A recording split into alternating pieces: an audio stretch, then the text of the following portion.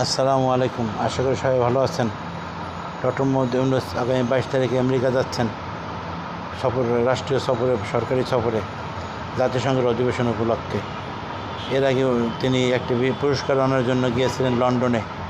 তার এই বিদেশ ট্যুরগুলি আমাদের জন্য অত্যন্ত ভারী হিসেবে আরোপিত হয়, আমাদের দেশের বোঝা হিসেবে আরোপিত হয়। বর্তমান যা রাজনৈতিক অবস্থা, তাতে উনি নিজে না গেলেও চলে, প্রতিনিধি দল পাঠাইলেও চলে। কিন্তু এইবার উনি একটা অদ্ভুত খেলা খেলেছেন, একটা চাল দিয়েছেন। বিএনপি এবং জামাত ইসলামী থেকে এবং এনসিপি থেকে প্রতিনিধি সাথে নিয়ে যাচ্ছেন, যাতে ওনার টিমটাকে বৈধ মনে হয়। এর আগে বিশাল এক ব্লড বহর নিয়ে নিজে নিচ্ছেন ব্রিটিশ সরকারের কাছে পুরস্কার, কিন্তু নিয়ে গেছেন সরকারি একটা টিম।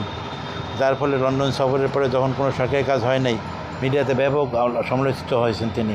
তাই এবার যাতে এরকম কোনো বলতে না হয়, নিজের এখানে দোষ না চাপে, তাই বিএনপি ও জামাত থেকে বা এনসিপি থেকে কিছু লোকজন নিয়ে নিজের টিম বানিয়ে যাচ্ছেন। সরকার নীতি নির্ধারণে আলোচনা করবেন বিভিন্ন লোকজনের সাথে। সেখানে বিএনপি জামাতের প্রতিনিধি, এনসিপির প্রতিনিধি কী করবেন, কী বলবেন, এটা কিন্তু জানা যাচ্ছে না। এটা কিন্তু তেমন এত লোক দেখানোর তেমন দরকার নেই, এত সততা দেখানোর তেমন দরকার ছিল না। বরং চৌধুরী সাথে গাজন নষ্ট, সেরকম কিছু হয়ে যাবে। বিএনপি একটা বড়ো দল, তার এজেন্ডা আছে। জামাত ইসলামে আরও অনেক জটিল একটা রাজনীতি, তারও এজেন্ডা আছে। এবং এনসিপির নতুন কিছু এজেন্ডা তৈরি হয়েছে। ইদানিং দেখা যাচ্ছে এনসিপি নেপালে আলোচনা করে, তারপরে পাকিস্তানে আলোচনা করে, তারপরে বিভিন্ন রাষ্ট্রদূতদের সাথে আলোচনা করে।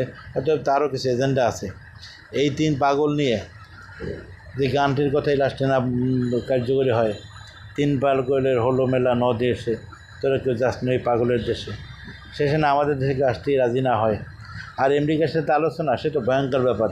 আমেরিকা বর্তমানে যে কোনো দেশের সাথে শুল্ক আলোচনা, বিভিন্ন আলোচনা, যার সাথে আলোচনা করে তার মাথায় একটা বাড়ি দেয়, হয় তার উপর হামলা চালায়, নাহলে শুল্ক বাড়িয়ে দেয়, বোমা হামলা করে, বিমান হামলা করে, এটা সেটা করে, অথবা শুল্ক বাড়িয়ে দেয়, একটা ষড়যন্ত্র জালে তাকে ফেলে দেয়।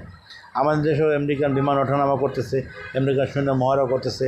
আমাদের বাংলাদেশ সেনাবাহিনী, বাংলাদেশ বিমানের যে বাহিনী, তারা আমেরিকার মতো বাহিনীর সাথে কী মহড়া করতে পারে, আমাদের মাথায় এটা ঢোকে না। এত জরুরি কিছু নাই, এখানে আমেরিকার স্বার্থই আছে, আমাদের তেমন কোনো স্বার্থ নাই। যা হোক, দেখা যাক স্বতন্ত্র তারা কী করতে পারে। আশা করি সবাই বিষয়গুলি খেয়াল রাখবেন, ভালো থাকবেন। আসসালামু আলাইকুম।